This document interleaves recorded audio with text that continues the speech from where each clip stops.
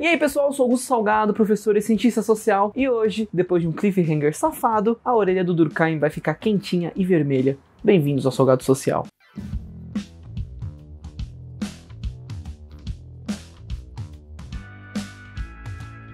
No último vídeo, começamos a entrar numa parte bem ruim do Durkheim, um showzinho de horror, onde ele aflora todo o machismo e o racismo e o eurocentrismo da sua época. Pra quem não lembra, ele tá sendo machista e tá sendo eurocêntrico, colocando o masculino de forma positiva e o feminino de forma negativa em oposição e articulando o desenvolvimento do masculino ao desenvolvimento da sociedade, logo o desenvolvimento da Europa, como a gente também já falou em outro vídeo. Sociedades menos avançadas são sociedades em que não ocorreu essa diferenciação entre o masculino e o feminino. É um argumento sexista e racista, mas espera que tem coisa pior no próximo vídeo. Esse é o próximo vídeo. Ele ainda defende a frenologia, uma pseudociência que defendia que o formato do crânio estava associado ao comportamento e aptidões das pessoas. Ele cita Le Bon, que devia ser um cara na época que defendia a frenologia. Eu não vou me adentrar nos grandes teóricos dessa pseudociência racista e absurda, mas ele vai citar esse trecho do Le Bon aqui. O volume do crânio do homem e da mulher, mesmo quando comparados indivíduos de mesma idade, mesma altura e mesmo peso, apresenta diferenças consideráveis em favor do homem, e essa desigualdade aumenta de acordo com a civilização, de modo que, do ponto de vista da massa do cérebro e, por conseguinte, da inteligência, a mulher tende a se diferenciar cada vez mais do homem. A diferença existente entre, por exemplo, a média dos crânios dos parisienses contemporâneos e aquela das parisienses contemporâneas é quase o dobro daquela observada entre os crânios masculinos e femininos do Egito Antigo. Cara, isso é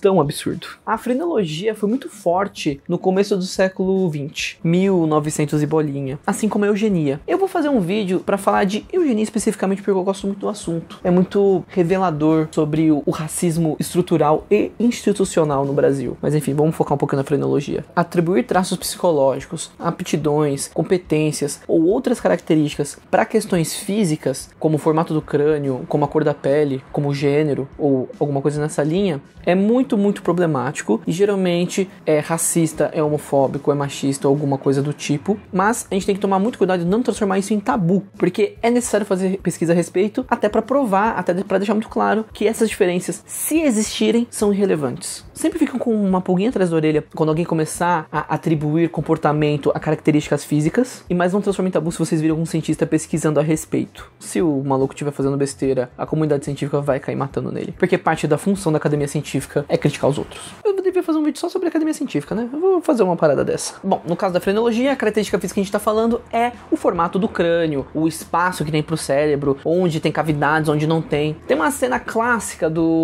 daquele filme do Tarantino. Ai, como que é o nome? Django Livre, que o Leonardo DiCaprio abre o crânio de um antigo escravo e começa a falar que tem uma cavidade lá que é menor e por isso o escravo negro, ele naturalmente não é livre ou coisa do tipo. É uma pseudociência racista, gente. Não tem muito o que falar. Vamos ler mais um trechinho.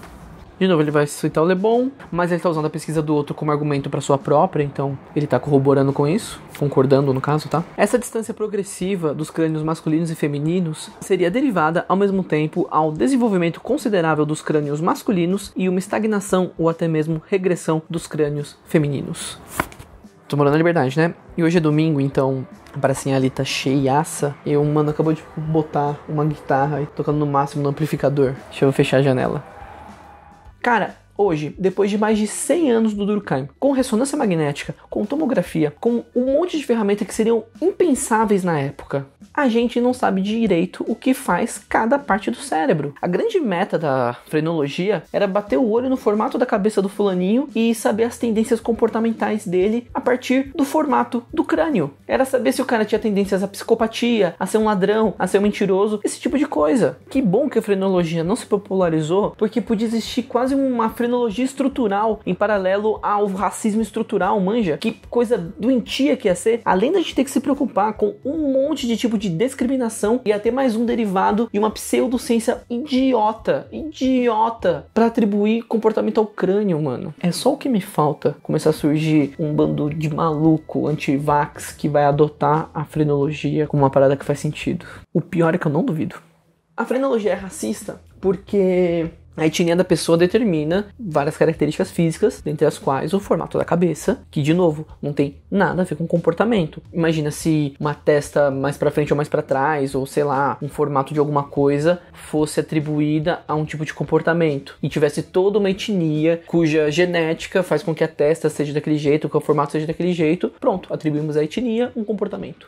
E, além de racista, ainda tem um argumento sexista aí, porque quanto mais desenvolvida a sociedade, maior a distância, maior a diferença entre o crânio do homem e da mulher, ou seja, quanto mais a sociedade progride, mais a cabeça do homem se distancia, se diferencia da mulher, a mulher mantém como estava, e inclusive pode piorar. Então eles estão atribuindo a mulher como algo ruim, inferior, superado, frágil, coisa que a gente já falou no último vídeo, e ao progresso da sociedade uma covariação do desenvolvimento masculino. Ele tá falando que as sociedades menos desenvolvidas, as diferenças sexuais são menores, porque os homens são mais parecidos com as mulheres, o que é ruim.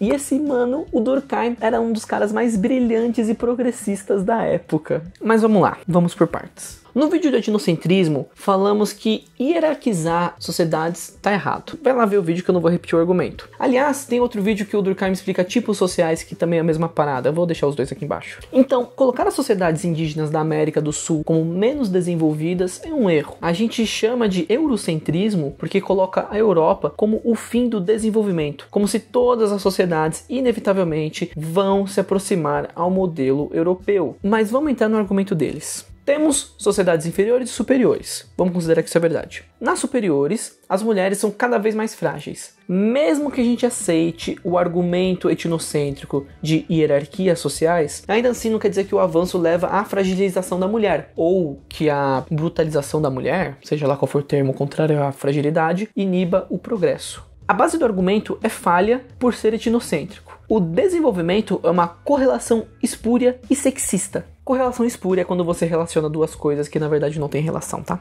E na real, uma coisa deriva da outra. O etnocentrismo do Durkheim leva-o a considerar que a sociedade europeia era o modelo melhor de progresso e que era assim que as outras sociedades seriam. O modelo da Europa era sexista, portanto, o sexismo não apenas era normalizado, mas também tido como algo a se alcançar. E, como se isso não fosse suficiente, vamos falar um pouquinho de casamento. Ora, entre esses mesmos povos, os subdesenvolvidos, o casamento encontra-se em um estado totalmente rudimentar. De novo, Durkheim pegando a Europa como modelo. Se lá tem casamento, as outras sociedades, quando se desenvolverem como a Europa, também terão. Enquanto não atingirem um modelo igual ou muito parecido, é um modelo rudimentar, porque a Europa é o gabarito do progresso. Se não é como a Europa, tem que progredir para ser. Caraca, não entendeu, povo. E para encerrar, porque chega, né, Durkheim? Hoje, entre os povos esclarecidos, a mulher leva uma vida completamente diferente daquela do homem. Seria possível dizer que as duas grandes funções da vida psíquica como que se dissociaram, que um dos sexos monopolizou as funções afetivas e o outro as funções intelectuais. Mano, que show de horror.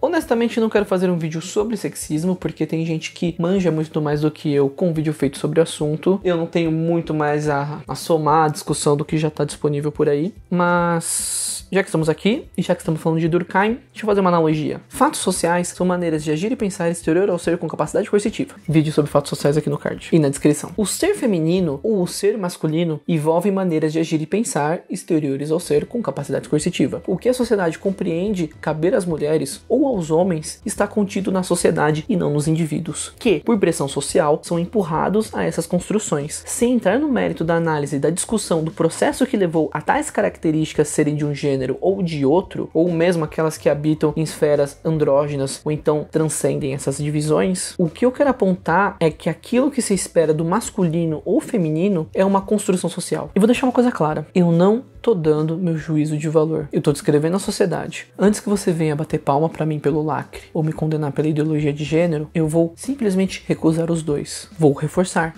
Eu não tô dando juízo de valor. Esse ódio ou clamor que você tá sentindo é você projetando em mim a tua ideologia. E se você chegou a achar que eu tô lacrando ou começou a me odiar por ideologia de gênero, eu vou te avisar. Você precisa repensar os ciclos que te pressionam a ver o mundo dessa forma. Eles estão te manipulando e te jogando para dentro de uma ideologia politizada. Isso é manobra política. Cuidado. E eu não tô me referindo a partido, eu tô me referindo a disputas ideológicas. Fica esperto. Quanto ao Durkheim, olha, ele falou muito de absurdo, mas ele tem a proteção do anacronismo. Mas me dói bastante ler esse tipo de coisa e pensar que a gente precisa passar um pano por causa da diferença dos momentos entre o agora, que é quando eu tô lendo esse livro, e o momento que ele escreveu. Ter que passar um panão porque foi escrito em outro momento histórico me fica aqui na minha garganta, sabe? Me dá um nozinho. Mas, ao mesmo tempo, não dá pra cobrar o cara por conceitos ou coisas que na época dele não existiam, ou então por apoiar coisas que na época dele estavam consolidadas. É muito desconfortável essa discussão e merece um vídeo à parte. Eu já prometi pra vocês alguma outra vez um vídeo sobre anacronismo, que eu vou fazer em algum momento. Mas por hora, saibam que o Durkheim é muito problemático nesse trecho, tá? Essa passagem é muito problemática. Mas isso não invalida a obra do cara. Inclusive, acho muito da hora pensar em como as percepções de realidade mudam. Durkheim era um dos principais nomes da ciência humana e social da época. Um dos principais nomes da história, na real. E olha como o contexto leva ele a ter opiniões, a reproduzir coisas, a tomar atitudes pseudocientíficas, racistas, homofóbicas, machistas. Isso só me faz pensar o que hoje a gente faz, que daqui a 100 anos vai soar tão absurdo quanto as coisas que o Durkheim acabou de dizer. Ele é um cara que significou um grande avanço para a ciência, que ele demarcou a necessidade da revisão e da humildade do cientista de aceitar ser corrigido. Ele deu um passo enorme para a época, para esse tipo de posição, para esse tipo de atitude. E ainda assim, sendo quem foi, bota essas paradas no livro dele. A frenologia, ela foi muito forte, a eugenia foi muito forte, o racismo foi e é muito forte. E o Durkheim não percebia. Olha como a gente também provavelmente não percebe. Se o Durkheim não percebeu a frenologia como uma parada horrível, se ele não via o racismo na frenologia, o etnocentrismo na frenologia, provavelmente a gente também não consegue enxergar esse tipo de coisa entrelaçado no nosso dia a dia. E esse é um dos motivos pelo qual a sociologia é tão importante, porque você tenta ao máximo reduzir a influência do fator pessoal, do viés pessoal, do viés da pessoa, e coloca cada vez mais e aumenta cada vez mais a importância do método. São necessários anos, décadas de estudo para formar uma pessoa chegar no ponto que ela pode dedicar a vida para estudar por anos e décadas, para identificar, para reconhecer, para apontar os traços dos nossos racismos estruturais. Antes de tacar pedra no Durkheim, pensem quem ele foi, pensem quem ele era na época, um dos principais nomes da sociologia, fazendo um equivalente para de hoje em dia. O que será que os principais nomes da sociologia de hoje não conseguem identificar também? Eles estão mais bem preparados do que a gente, vivendo o mesmo momento que nós. Eu fico mais preocupado, fico quase angustiado como a minha ignorância deve nublar a minha capacidade de percepção de mundo. Porque, cara, não é qualquer mano, é o Durkheim, velho. O Durkheim, o cara que praticamente fundou a sociologia como ciência, o cara que levantou a bandeira dessa frente científica, que fundou praticamente a nossa disciplina. Se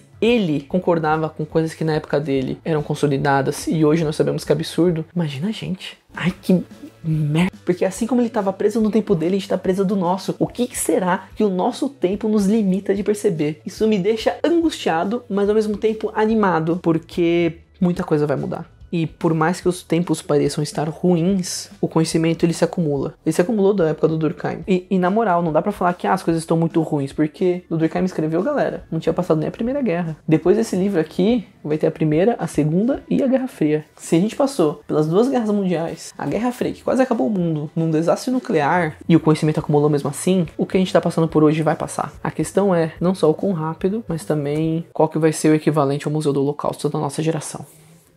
Não odeio do Durkheim, eu juro que ele é importante para entender as ciências sociais e humanas, e eu prefiro usar esse problema que a gente se deparou como uma forma de a gente refletir sobre nós mesmos e o nosso momento histórico. Próximo vídeo a gente vai falar de solidariedade. Se você gostou, deixa seu like, se inscreve no canal, me sigam nas minhas redes sociais.